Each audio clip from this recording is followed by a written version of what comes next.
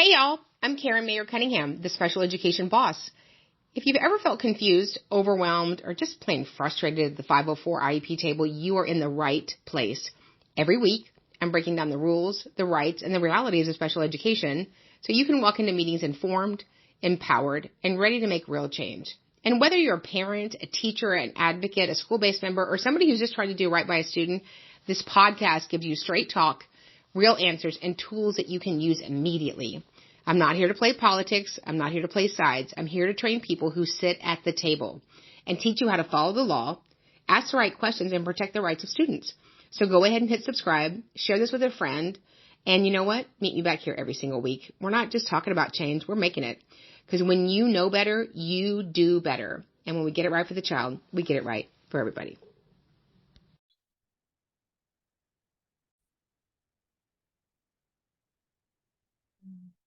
Good evening and welcome, you guys. We are in part 3 of our series, the Office of Civil Rights Complaints, how to do them effectively. And we've gone through 1 and 2. We're going to be on part 3 tonight, which is about the reply, the rebuttal, and hopefully we're getting to resolution. So if we haven't met, I'm Karen Mayer Cunningham, special education boss, training everyone that sits at the 504 IEP table to navigate and negotiate successful student outcomes.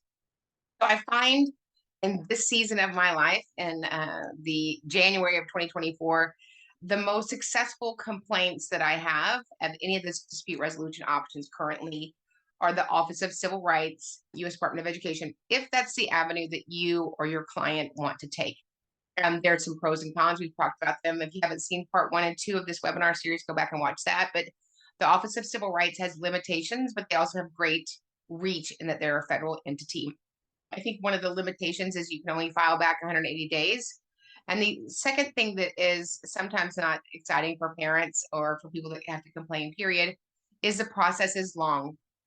I do find that it's most effective if parents have the time to give to the Office of Civil Rights to open, complete the investigation, and come to conclusion. So in part 3, I'm going to go over a few things that could be possibilities for you as you go through this resolution process, which is what we're trying to get to, right? We talked about in the original first training, is that when you file your complaint, and it doesn't really matter who you file a complaint with, whether it's a state complaint, a mediation, a due process hearing, that fact finder, that hearing officer, that lead investigator, that federal attorney is going to want to know, what is your resolution? Remember, they're not going to give you the resolution. They're not going to negotiate a resolution. They're going to ask you, what is your resolution? And for me and the people that I train, my resolution is always 2 parts, no matter where I train. Number 1, that the school district, city, county, or state would be trained on their duties, obligations, and responsibilities under whatever federal entity or state entity governs them. So for OCR, I'm going to be asking for Title II, ADA, 504, and their obligations on implementation of FAPE in an IEP or a 504. And so I'm asking for that as the first resolution. And then the second resolution, I'm always going to ask for compensatory time for the student to be returned to where they would have been had the violation not occurred. Now, this is a very general statement, but it gives me latitude as I go into this final process with OCR. So we filed our complaint, went through that. Number 2, we talked about kind of what the process is as we wait for OCR to respond. And then you'll get a notification that hopefully your investigation your allegation has been open for investigation. So this is the process that goes back and forth. Now, I don't work at a school district. I've never worked at a school district. I am not an attorney. I'm not giving any legal advice. The process with the recipient, which for purposes of this is going to be the school district, right? That process can be long. It can also be very brief. I actually got a letter today from the U.S. Department of Education Office of Civil Rights with a conclusion letter because I had 2 investigations that the district voluntarily entered into a 302 resolution, and this is the end of the monitoring phase for that. And so those were conclusion letters because how they entered into resolution. So we're going to go over a couple of the resolution options. Again, each case is a case-by-case situation. If you remember on the very first training, at the very bottom, when you fill in that complaint, and you can fill it in online, you can print out their documentation or you can handwrite it. The components are all in the first training. But there's a box at the very bottom. Would you be interested in participating in mediation? And so sometimes it's yes and sometimes it's no. For me, I'm going to consider that based upon the district I'm filing on, my history with them, their willingness to be collaborative and work toward resolution. and a number of factors which may or may not play into your decision. But if you're interested in mediation, that's one of the alternate resolution processes. So let's talk about that. So on page 13 of 32 of the case processing manual, which you can get on the Office of Civil Rights site on the Department of Education, ed.gov, just go get the case processing manual. And on page 13, it talks about one of the options is to enter into an alternative resolution process, and that is mediation. I am a mediator for the family courts here in Houston. And so there's some great components and great liberty. I really believe that mediation is a great avenue for almost every case that I ever file, whether it's a state written complaint, a due process hearing, or an OCR complaint. So I always want that to be open. Even if my client is saying, no, Karen, I don't want to participate in mediation, I, as a complainant, am always going to say to the Office of Civil Rights Investigator, we are always open to resolving this issue. Write that down. We are always open to resolving that issue. If you just want to fight and you want to be a mad, then you don't need to file a complaint. You can just do those things on your own, right? But of course, we're always going to be open to resolving the issue because we have a child with a disability who's been impacted here, right?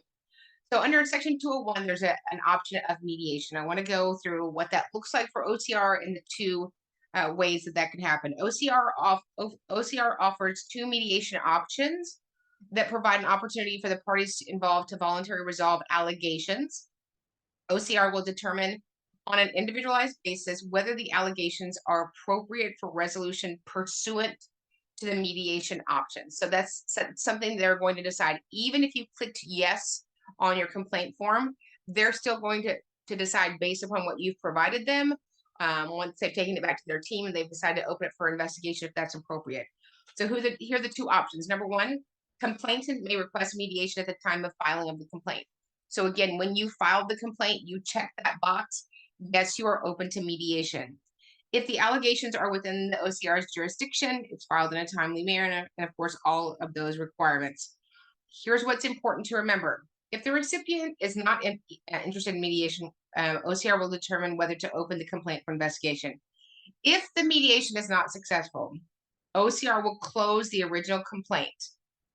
If mediation is not successful, OCR will close the original complaint, assign a new docket number to the complaint, and determine whether to open the complaint for investigation. So I'm just going to give you a little insight on this part right here. So let's say myself and ABC School District decide to enter into the mediation process via OCR under Section 201, and we mediate in good faith, which I think is what everybody that comes to the table mediates in good faith, but we are not able to come to resolution. So what happens is the complaint is then closed. It doesn't mean it was without merit. It doesn't mean that you were the winner or the recipient was the winner. That investigation is closed. It's then reopened with a new docket number and a new investigator. So what does that mean, Karen? That means that we not completely start all the way over, but we start over again. And what do I mean by that? So a new investigator is going to get your file. They'll have some background information, but probably just as we went over in training number 2, you're going to have to provide them documentation. You'll probably have to redo your interview and go over the allegations that you are alleging the recipient violated your client's civil rights. Sometimes that's a deterrent for people, but that's part of the process. And remember, OCR is not there to make either side comply or make them enter into a mediation. It's just one of the options. And then B, if a complainant has not requested mediation, but OCR determines during the course of the investigation that a complainant could be appropriate for mediation, OCR will contact the parties and offer this resolution option. So mediation, you should know, is always voluntary. It's never a requirement. If you are a recipient in a school district and somebody files due process, that's not voluntary. That's a requirement. So mediation process, just as it is anywhere else, is voluntary. And so what does the process include in Section 202? The mediation process for both parties is as follows. One, to serve, the OCR's role is to serve as an impartial, confidential mediator between parties, to inform the parties of the mediation procedures, to ensure constructive tone and encourage parties to work expeditiously and in good faith, to review the allegations with parties and assist parties in understanding the pertinent legal standards and possible remedies, to mediate a discussion between parties regarding possible actions that the parties may consider working toward resolution, and to offer assistance as appropriate with regarding to reducing any resolution to writing. When an agreement is reached, OCR will inform the parties that OCR will issue a dismissal or closure letter reflecting the resolution of the allegation. The role of the participants: participate in good faith, consider offers with an open mind, and work constructively towards a mutual resolution, implement any agreement in good faith. Wow, sounds like what we should have done at the IEP 504 table. Here's what's important to know. OCR does not sign, does not approve, does not endorse, does not monitor any mediated agreement reached between parties. So for what we talked about earlier, the closure letter that I received today that was monitored was because they entered into an alternative resolution process. So those are some of the pros and cons of mediation. Also, during the mediation process, it's my experience that the OCR investigator will kind of go back and forth between parties even before you get to mediation to see how close we are, to see if that's going to be a successful setting. I've had mediations go amazing, and I've had them not be successful. And you're going to have to go on your expertise and experience, and if you have somebody representing you. But again, OCR does not say, okay, Karen, you need to do this. ABC School District, you need to do this. Okay. And what you need to understand about the mediation process is mediation is confidential. What does that mean? That means you don't get online and go, well, Bob at ABC School District was awful to me today, or Cindy at ABC School District offered us $10 million. So mediation is confidential. That keeps the liberty that we're allowed to have while we negotiate inside of the mediation process, and it keeps it private. So what can you disclose, Karen? You can disclose one of two things, which is what I tell my clients. We mediated and we came to settlement.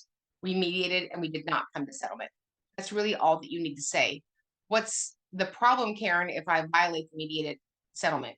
Then you have violated the entire components of it, and you could be liable for any funds incurred from the school district as it relates to your client. Okay. So next, alternate resolution process is called the 203. It's called the rapid resolution process, which is kind of funny because it's not rapid. And that is on page 15 of 32. And just briefly, the OCR has determined that an allegation is appropriate for RRP. OCR will determine whether the recipient is interested in immediately resolving or has taken action to resolve the issues. So OCR on their own is going to reach out to the district and sort of, again, I don't work for the district and I don't work for OCR, so these are all assumptions, to sort of, check the temperature to see if the district would be open to rapid resolution. And I've entered into, I've had many of those be successful with school districts. And then the last one is that the district on their own enters into a 302. And what does that mean? The district, who's going to be the recipient as it relates to this training, has the right and the option at any time, which is a good option, to voluntarily enter into a 302. And so that could be at the beginning, the day, January 3rd, 2024, I receive a letter that OCR is opened up for investigation, ABC School District. ABC School District receives a like notification that same day from OCR. They could literally that day contact OCR back and say, we would like to enter into a voluntary 302 to resolve this issue. And that's fantastic. That's what we would like. We would like for schools to come back in good faith and look to resolve issues. So those are some of the components. The manual is much more wordy than that. You can read the entire manual for yourself, the case processing manual. But kind of, I want to give you just a little bit of insight of my experience, what has happened to me over the years. Again, at any point, I probably have 100 OCR complaints open, and they're kind of like having a bunch of balls in the air that you're juggling. And so the first thing they're going to ask for is a reply, right? And so once you've got the notification letter we talked about last time, they have simply notified you that they are opening it for investigation. It doesn't mean that they believe you, that they don't believe the other side, they believe the other side, they don't believe you. They believe based upon your preliminary call, Zoom, Teams meeting, email, contact back and forth. They believe that there's enough evidence that warrants opening this investigation, okay? So what should your replies be? Timely. Your reply should be timely. So we talked about this in the other ones. Make sure that you have all those documentation that you would need ready electronically to send to the investigator. All that documentation needs to be ready electronically to send to the investigator. And so That could be a number of things. As I sit in IEP meetings across the United States, where it's allowable, I'm going to record all of those IEP meetings. And so I know that based upon my allegation and years of doing this, it's unusual to have a school district go, you know what, Karen's right. We did all of that. Oops, that's not my experience. That might be your experience. So I'm going to have everything that I need, what I call on deck. It might be a text message from Cindy to the school district. It might be a recorded phone call that Amanda got at home. It might be a dojo that Alicia has. Remember, any communication is communication. And so it's my experience that I feel like the investigators are looking for people's stories that don't line up. So make sure, however you participate in the investigation, whether you're the school district, the recipient, that you are honest and transparent and tell whatever the truth is, tell the truth. That's what we would all like as we participate in this process. So make sure that you have all of that ready, because when they ask for that information, you want to be ready to participate in the open investigation effectively, and you don't want to delay any of that. And so if you're going on, let's say that you're going on vacation for 2 weeks and you are in the middle of an investigation, I would probably notify my investigator and say, hey, I'm going to be, on a cruise to the Greek Isles for 2 weeks. I'm not going to be available. Is there anything that you need from me at this time? Right? Whenever I send an email to an OCR investigator, I'll just say, hey, I'm just checking in on complaint number 0622-0000. Is there anything that you need from me right now? Is there anything that you need from me right now? Be respectful, act like you have manners, be an adult, don't be a baby, right? You are not the only person in the world that has an investigation open. This is a federal process. It's a slower process. I think can be very effective. So I know that all of you will act respectfully when you engage with the Office of Civil Rights. They are an amazing entity that serves our children with disabilities.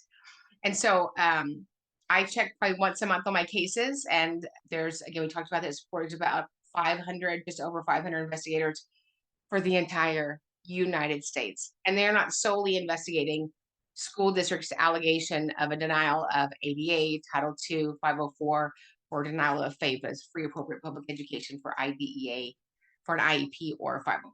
Okay? So you want to be able to reply whenever they need something.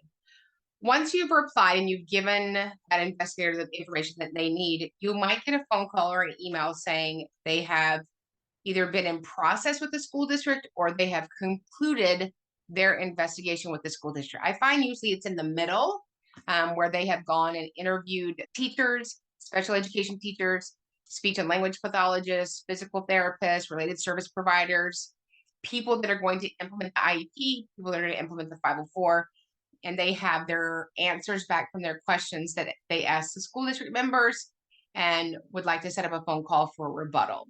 So what does a rebuttal mean? The rebuttal probably means that they didn't say, Karen was right, we don't have a playground that's accessible. That is, again, that's not my experience. And so they're going to tell me what was the school district's response. Are they going to tell me everything? No. But they're going to say, for allegation 1, you allege that Cindy Smith was denied her VOCD, her voice output communication device, and the teacher did not use it with the same efficacy as she communicates with other students in the classroom. Mrs. Smith, the teacher, said that's not true. She uses it, and the student has it with her. What is your response?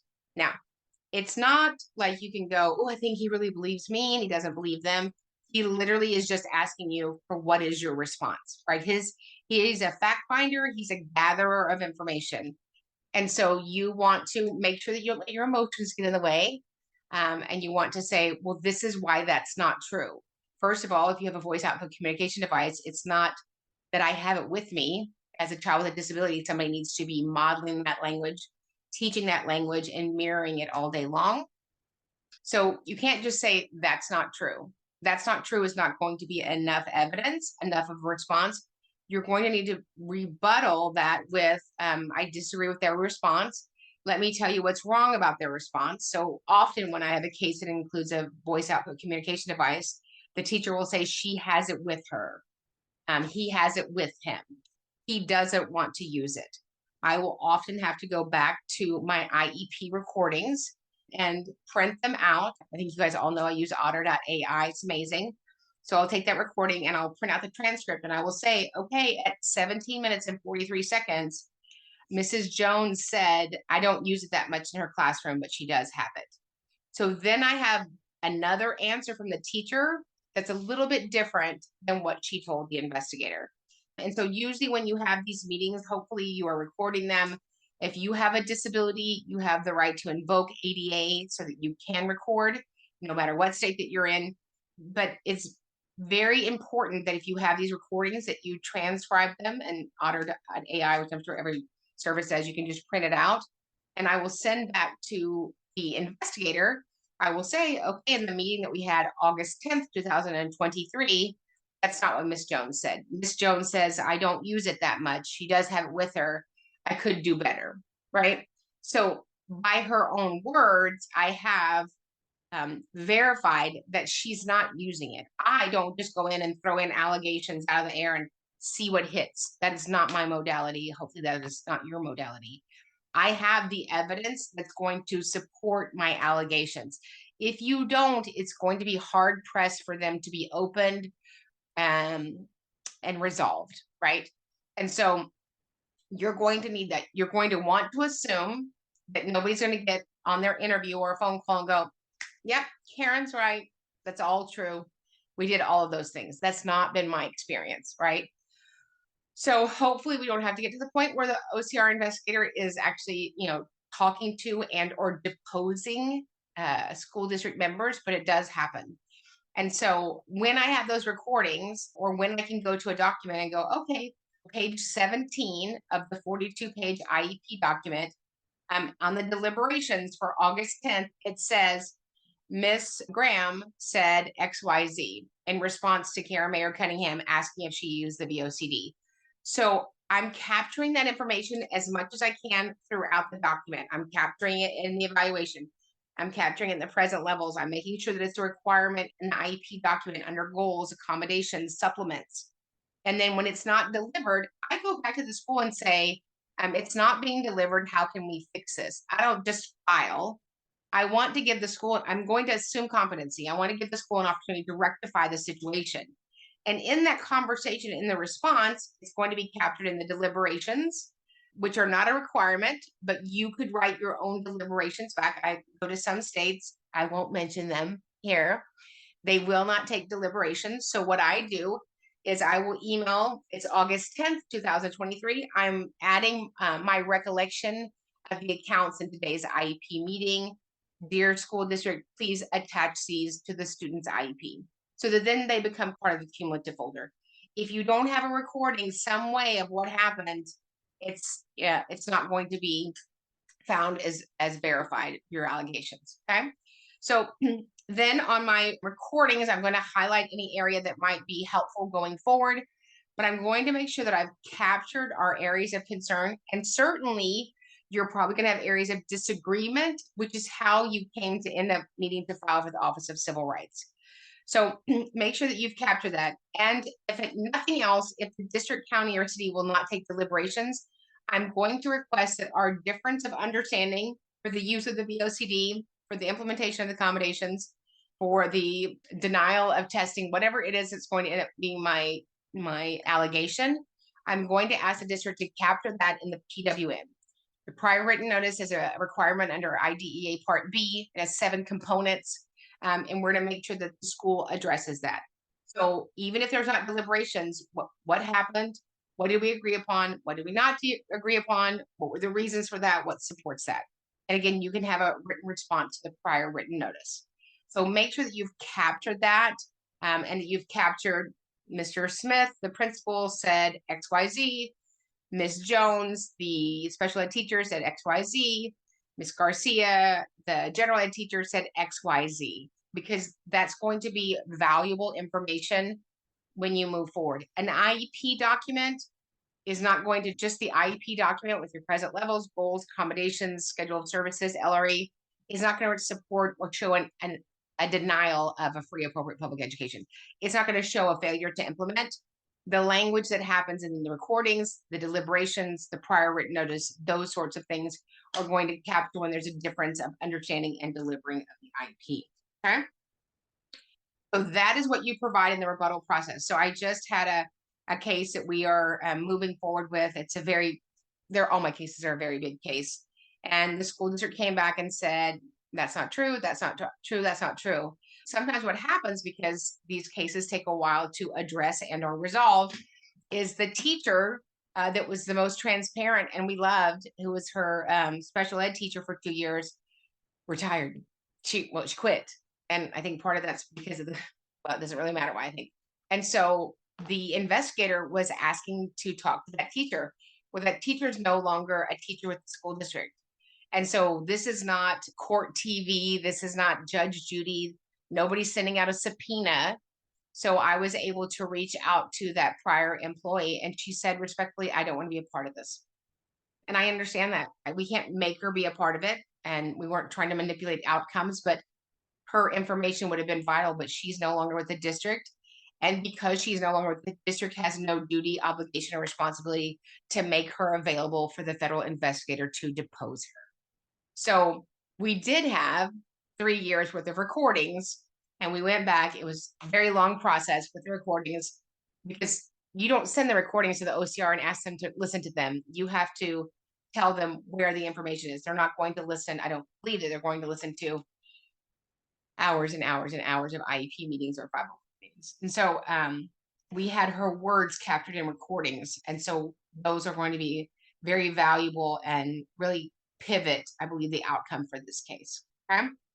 And then mostly importantly, is that good English? Mostly importantly, I just said again, most important is that we get to resolution. We want to resolve things. And so what is resolution? Every single thing that I want. No, it's not every single thing that you want. It is, what is it? It is, there's no such thing as compensatory time under IDEA, but under case law, you will find language that calls compensatory time is delivered to a student to provide relief and to return the student back to where they would have been had the IDEA violation never occurred. So I'm looking for something to resolve this issue. I'm always looking for 3 things. I'm looking for you to make it right, keep it right, and let's not do this again. What does that look like? It's not standard. It's not, for myself, there are many resolutions I've entered into over the many years in all sorts of settings that included lots of things. Some of them included finances. Some of them included private tutoring. Some of them included national conferences that the parents went to, and a combination of a lot of things. All of those settlements are sealed, so I can't tell you what the conclusions were, because that's usually part of it, is that they say sealed to protect the participants. But you have to be able to go in there and negotiate an outcome. They're not going to go, okay, do you want chicken with fries and, meatloaf with macaroni and cheese? It doesn't work that way. So I had a young lady in a state, and part of her federal resolution process was to be delivered counseling type services from another state via telehealth remotely, and then to receive academic services from another state remotely. Why? Because those 2 entities I know are very good with kids with disabilities. And that was the appropriate move for where the student was. The student was in a very remote location. Sometimes for resolution, people agree to have the school-based members deliver compensatory time. That's something you really want to think about. And if that's right for your child, do we want the same persons to go in there and deliver a product, which we just alleged they didn't deliver? That's a you answer. That's not a me answer, because there's so many components. Often I will have a kiddo receive compensatory time from a school-based member at a different campus. What do I mean by that? So let's say that she's at Elm Elementary, that I might have a math special ed teacher from 7th grade come in and deliver that compensatory time. Why? Is this somebody that hasn't worked with her, probably doesn't have preconceived notions, and can get in there, deliver that compensatory time, and get on with it? Often when we get to the point where we're having to file federally or state, there are hurt feelings. People get their feelings hurt. People say things probably not in the nicest way. People are frustrated. Parents are frustrated. School-based members are frustrated. Advocates and attorneys can get frustrated. So sometimes it's better for somebody who's not been a party to this, who's not been a teacher, who's not been the IEP meetings or the 504 meetings, to deliver that compensatory time that's a school-based member. I'm always amenable to a private tutor that's a certified special educator delivering that product. I just had a case in Washington and the compensatory time was delivered in Georgia because the parents had moved.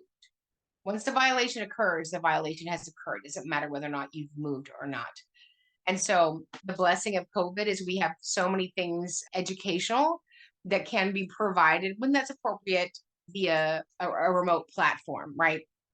Obviously, it has its limitations, right? We're not doing physical therapy and Braille over Zoom. So there are many options we can talk about what would be compensatory time. It's never minute for me. I'm never asking for compensatory time to be minute for minute, right? If I filed for 180 instructional days that Harley was denied XYZ, that would be hundreds of hours. I'm not going to penalize a child with a disability to do like minutes because an adult didn't do their job. That would not serve any purpose.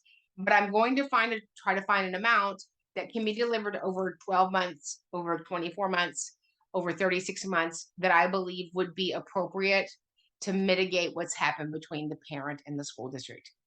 The longest settlement I've ever had was 6 years. And that is because the student was a ninth grader and he would be then participating all the way through the 18 to 21 program. Very unusual. That was a great one. And so again, I want to remind you, we could always stay at the table. We could always stay at the 504 table. We could have always stayed at the IEP table. We could have always negotiated in good faith. But sometimes the adults involved, and I've been one of those adults, just don't have the ability or the skills to do that. So I think this is an amazing option for you. If you know that it's going to be a long process, a long patient process, I believe that it yields really good outcomes almost always for families that can support their allegation in language, in interviewing with documentation and great rebuttal and resolution. So I hope you found value in this. I hope this was helpful because I want parents with children with disabilities. It's been 48 years now, right? December 2nd, 1975 was the Educating All Handicapped Children Act. Before that, the Rehabilitation Act of 1973. And sometimes I feel like we're still in 1970. But I think this is a great model when you know how to use it. And I find the people at OCR to be just lovely. They're calm, they're lovely. I'm not one of them. They're patient with me. And I have found that they really are truly child-centered focused. Thanks you guys for joining us. And it's our most favorite part is we want to open up for questions. All right, perfect. Thank you so much. We do Hey, have look at all the hearts. I like the hearts. Yeah, I like it. I like a Picasso. I like it, Picasso. Okay, so our first one said, when asking for compensatory services, how do you deal with getting appropriate comp services when the district doesn't think there is anything wrong and that they haven't done anything wrong? So that's going to happen at the resolution. So when you get to resolution, we all agree that nobody did anything wrong, but we need to talk about compensatory. There has to be an offer, right? So I had a district enter into a voluntary 302 with 2 different kids that I was serving. One meeting, we got there, we got in, we got it done. What I proposed, it was a little bit rich for them. So we negotiated a little bit. They offered something, and I was like, that's a little bit light. We talked back and forth because we're back in an IEP meeting, and we got it up to a number that was acceptable for the parents. Literally 2 days later, same district, same scenario, different kiddo, different disabilities. But this other campus wasn't budging. And they offered what I believed was a very light compensatory offer. And parents disagreed. We disagreed with the offer. And so, but there's always, when you get to the resolution part, there's always an offer. You may disagree with the offer, but when we get to that point, there is always an offer from the district. And you have to be able to think about outside of the box, what else could give resolution, right? So let's say that you, so in Houston, I live in Houston, there's a great entity called the Texas Reading Institute. They're amazing, expensive, very expensive. And I remember I had a family one time and they came to resolution, and we weren't in a mediation, so this is not sealed, but they wanted that entity to do the reading intervention. They're amazing. But then they wanted to be paid for mileage, and then they wanted to be paid for lunch once a day. And so at some point you have to realize that you're negotiating against yourself. You're negotiating against yourself. You as the parent are going to probably be the one to facilitate that compensatory time, right? If you agree that Harley needs 20 hours of PT, They're not going to come to the middle of your living room and give you PT. Mom's going to have to drive Harley to PT, right? If you agree that Liam needs 40 hours of executive functioning skills at, a place that's 25 miles away, you're going to have to take Liam there, right? So remember that. And it doesn't make it right. It doesn't make sometimes things stop, but this is about one child and getting to resolution. So what I say is, when I get to a resolution meeting, I'm very clear. I'm like Windex. I'm very clear about what I think would be appropriate to resolve the situation. And I've articulated that from the gate with the school district. And so when I get into a meeting, I would be like, thank you, Alicia, for joining us. And we are here to hear what the resolution offer is. You don't want to get back into, because I think people don't realize you have to go sit down with the same people again. It's not like somebody comes in and says, Karen, you're over there, Alicia, you're over there. I'm going to take care of it and I'll be back in a minute. It's not that. It's not Amazon. It's not FedEx. Nobody's delivering you a package. You're going to have to go in there and work with these same people. And so I think it's important to remember that what are the options that could resolve this, right? I think that you also have to remember, when you are offered something, is it really going to mitigate the outcome? So I'm a huge fan of ESY, Extended School Year Services. That is for a purpose for a student who has had documented regression on their IEP goals with a profound amount of time to recoup them, or concern for loss of critical skills, right? So when somebody says, oh, Jude can go to ESY, that's not going to compensate him for you not using his voice output communication device for a year. That ESY is a wonderful product, but it is not compensatory time, in my opinion. So I think it's very important that when you have a compensatory offer, that you understand what it is. And so for me, when I get to a situation where we need to come to resolution, whether it's in mediation, whether it's in a due process, I want that to be at the highest caliber for this one child. Perfect. Does someone from OCR attend the mediation? Yes. But they're not making either party do either thing. So usually when you attend mediation, so like, let's say that you are getting divorced, you have a court case, 95% of all cases settle. Civil, criminal, special ed, OCR, 95% of cases settle. That's good news, right? They're there to facilitate a meeting that's collaborative, that we all talk respectfully, that we all have come in good faith.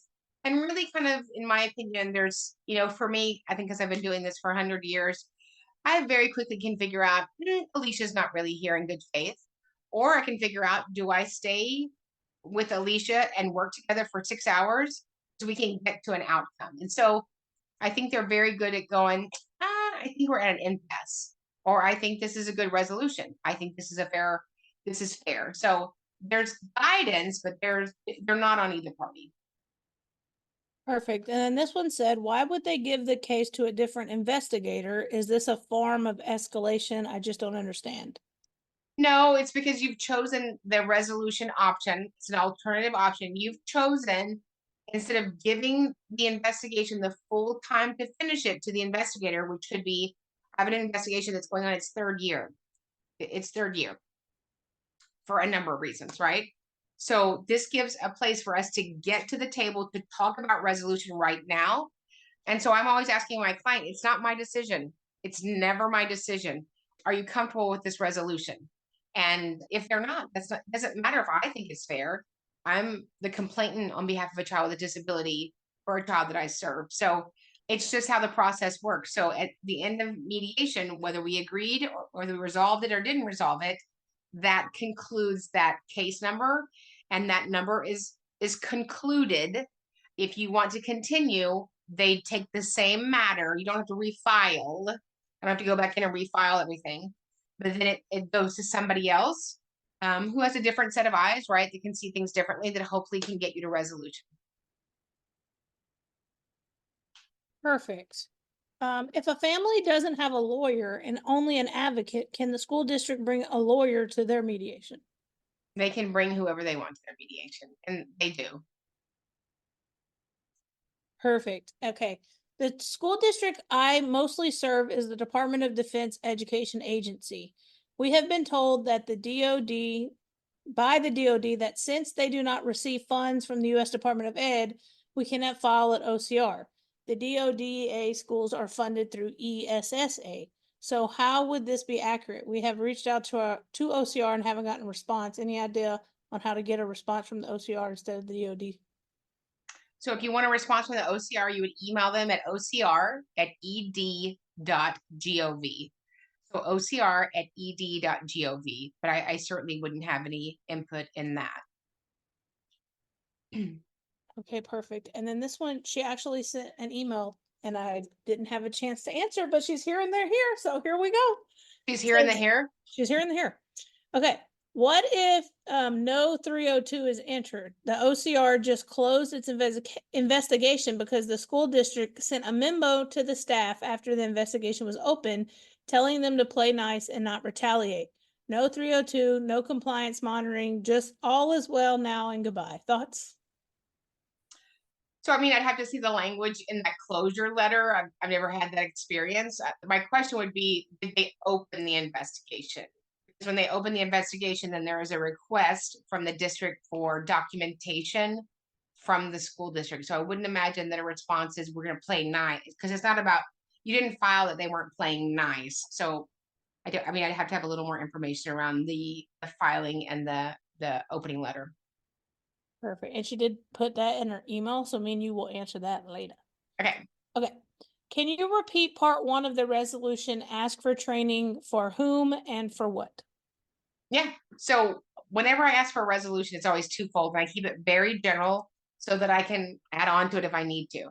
So resolution, I want 2 resolutions. I want first, the district, city, or county or state that is in question to be trained on their obligations, duties, and responsibilities under IDEA, if it's a state complaint or due process. If it's a federal complaint, OCR, I would say I want the city, county, district, or state to be trained under its duties, obligations, and responsibilities for OCR, 504, 88, or Title II, depending on what I'm filing on, for denial of denial of the implementation of the IEP, denial of implementation of the 504, thus denying them a free, appropriate public education. Second part is, I always want compensatory time for the student involved. Obviously, I'm talking about children with disabilities, that would return them to the spot they would have been had the violation never occurred. Perfect. Okay, my student is about to graduate. I would like for the OCR to find a preponderance of evidence as validation of the retaliation. Do you ever ask for an apology for the retaliation? No, I've never asked for an apology from anybody at a school district.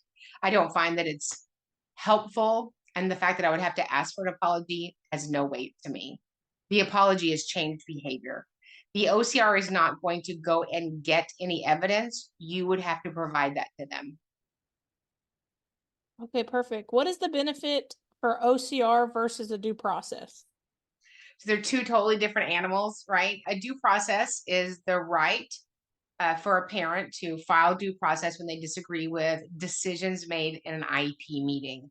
And that could be everything from new testing, goals, present levels, participation, least restrictive environment accommodations. Probably the most due process cases I think that are filed on 90% are probably FAPE cases based on LRE and placement, and or 10% is probably all child find denial of testing. So Okay, they're just totally 2 different things. The OCR, you're filing on civil rights have been violated. okay, great. This one submitted 2 questions. So question 1 is, can I file if my kid with a 504 was treated differently from another child? Both were in the same place, both behaved bad, but only my kid had an out of school suspension and the other kid received an in school suspension. I believe the other kid does not have a 504, but I'm unsure.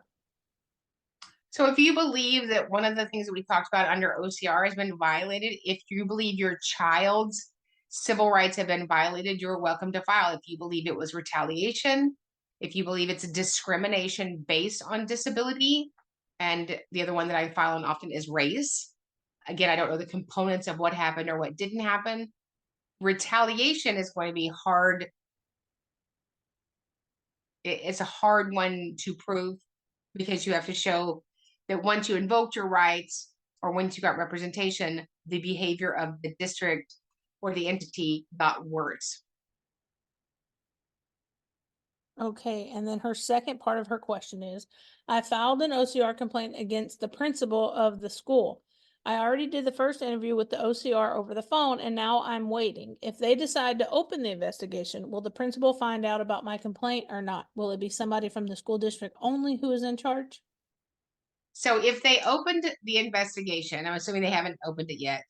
The whole school will know. The whole school will know. They'll know it's you. It's public information. So when I file a complaint, I give consent for my information to be used. Otherwise, they're not going to open it, and or the parent gives consent as well. So yeah, the entity that they call them the recipient is going to know who filed. Okay, and then this one would like to know, what do the letters look like to the complaint and the district from the OCR when they open the investigation? They look amazing. So we talked about this a little bit in one of the other trainings, and I've only seen a few of them because I've done a FOIA request, Freedom of Information Act request on the back end. So I get a letter saying, "Hey, Miss Mayer Cunningham, you filed this allegation alleging that ABC School District did A, B, and C. Actually, alleging 1, 2, and 3. We're going to open allegations 1 and 3." And then it's a very general letter. Says, don't retaliate against the complainant or any parties in.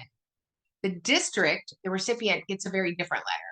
They get a letter with that same information, but their letter has directives, and those directives are what the investigator is requesting from them at that moment to start the investigation process. Because the investigator already has my information, right? Now they're going to ask for information from the recipient, the school district, and it can be quite weighty, and then there's a timeline on it. All of the ones that I have seen have either been 15 or 30 calendar days that they have to provide that back to the Office of Civil Rights. Awesome. Can you propose resolutions to your complaint during the course of an OCR investigation or after the recipient has opted to enter into a voluntary resolution agreement?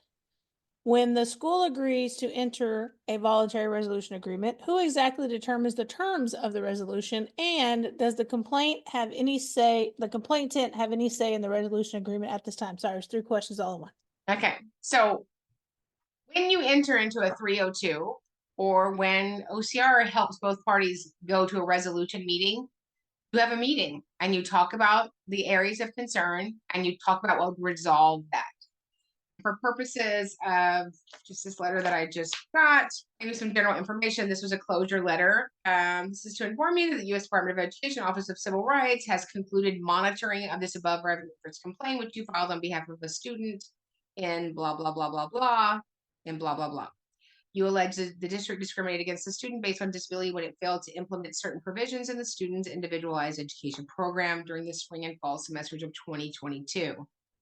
On January 24th, prior to the completion of the investigation, the district signed a voluntary resolution agreement, which is the 302, wherein the district committed to take actions to resolve the complainant's allegation. So that's what a 302 is. They're entering agreement with the federal government saying they are committed to taking actions to resolve it. And then it talks about what happened in our meeting. Having the meeting fulfills their obligation, if that makes sense. Now, if they had entered into the meeting and said, we're not going to do anything to resolve it, then that would be totally different. I can go back to OCR. So they don't say, well, it should have been 50 hours. You proposed 7 hours or any of that. Not that any of those things happened here. What happens in the meeting, they don't have any say or input in. Their job is to let you know this needs to be resolved. And while that kind of isn't really the answer that you're looking for, you have to be able to negotiate outcomes, right? One of the things that we talk about is we teach people to navigate and negotiate successful student outcomes. You have to learn how to negotiate with people in a way that's purposeful for the child with a disability. Was that all of the question, or there's another part of the question, right? So I think that was all of them. I believe. If not, she will let me know in the chat. Yeah. Okay. And we are keeping the questions centered around OCR right now. I do see your other questions coming in. Just for the purposes of the recording, we're going to answer the OCR ones first. So I don't want you to think that I'm ignoring you. I promise I love you all. Okay. Are we as parents allowed to obtain our child's records from the campus or district while trying to gather the needed documents for the OCR complaint? That's a really good question. I would want you to have those documents ahead of time.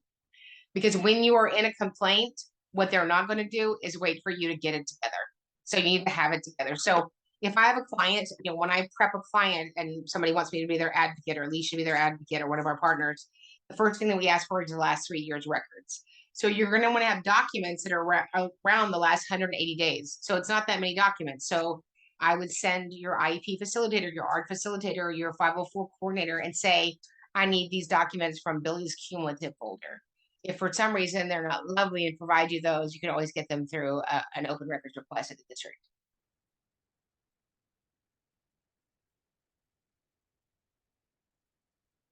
I think you can hear me better when I unmute. It helps. It It helps. helps. Yeah. We answered that one. That was a repeat question. Okay, what is the best strategies for trying to facilitate negotiations with the school district before filing a complaint? So I think I'm really good at that. One of the things that we teach in the 2-day training is don't burn a bridge that you may one day need to walk over. Special education is a small little tiny world. And so the people that are in special education end up being in special education for as long as you're going to work with them. So I've been in a meeting with a parent, an IEP team, and 20 people, and I've just said, you know what, Miss Smith and Mr. Jones who are the leaders in the meeting, would you be open to jumping off into a breakout room with myself and my client? Almost always they say yes. You have to be able to facilitate conversations with adults that are adult conversations. I find that people get emotional and they get upset and they become accusatory. You can't take that back. I have clients that want to say something. They want to say, let me say something, let me say something. And it feels like it would be great at that moment. And it's not. It's not. We need to say stuff that's effective for providing change for the child with a disability. If I'm in a meeting and things aren't going well, I'm the first person to look and see who is the director of compliance in the state of Florida and say, your little friend you sent on here, rude and unprofessional. And I cannot expect to represent clients in the state of Florida if you're going to send her into meetings as ill-equipped as she was at the meeting. I'm the first person to say, who's the executive director? There is somebody, it's my experience, almost always, there is somebody in the district, city, or county that wants to hear your concerns. They just do. And if you speak to people in a way that's professional, they're willing to facilitate that. So do I go to the school board and talk to superintendents? I don't find that's very useful. Am I about to speak to a school board in a few weeks? Yes, but that's for a different reason. But if I want to engage with somebody to talk about an IEP or a 504, then I'm going to go to leadership. Everybody has a boss and their boss has a boss. And since COVID, people are happy to go, hey, Alicia, could you jump on a Zoom Thursday at 11:30? Absolutely. It's a great opportunity. It's way better than the telephone that we used to use. I get to meet you. I get to thank you for your time. I get to say, listen, I want to resolve this. Can you help me resolve this issue at the campus level? I'm really struggling with the campus. Most people in leadership are there because they're resolvers. And often you're just talking to the wrong person. I say in all of my trainings, I'm looking for somebody that can do one of two things. You can staff a classroom and you can release funds. If you can't do those things, I need to talk to somebody else. Okay, perfect. And this one said I have 180 days to file from the date of incident, correct? Yes. So you have 180 days that the allegation will cover. So if I filed right now, it's probably going to go to, it would be like July. I'm spitballing this. I'm guesstimating. It would be about July 1st, 2023 through January 3rd, 2024. That's it. So if it happened in May, ain't no need to talk about it because that's not within the window. Okay. So it's not my experience that you're going to be granted a waiver from that 180 days. Not my experience at all. Could I be wrong? I could be. I was wrong about a couple things in my lifetime. So if you're going to file with OCR, last thing you need to do is wait. Like that first husband. Sorry. Okay, and then our final question, we do have a follow-up to the DODEA question. You remember? Okay, yes. Yeah. So she said she has emailed the OCR at ed.gov and OCR complaint at hhs.gov. HHS, yeah. Yeah, multiple times over the past 2 years and has gotten zero response. Are there any other avenues she should try to get an answer from OCR? I mean, that's the only avenue that I have. If because I file so many complaints, I might often go to a lead investigator and say, "Hey, Bob, in Kentucky, I am struggling to get a hold of Stacy, who handles my complaint. It sounds like you don't have anybody attached to your complaint yet. I wish I could tell you that you just show up at the government entity and knock on the door, which is kind of the stuff that I do. But I would just keep going back to OCR at ed.gov. Okay, perfect. Thank you so much Yeah, for all your time and this yeah, amazing training. Thank you, yeah. everybody. Hit subscribe, share this with a friend, and you know what? Meet me back here every single week. We're not just talking about change, we're making it. Because when you know better, you do better. And when we get it right for the child, we get it right for everybody.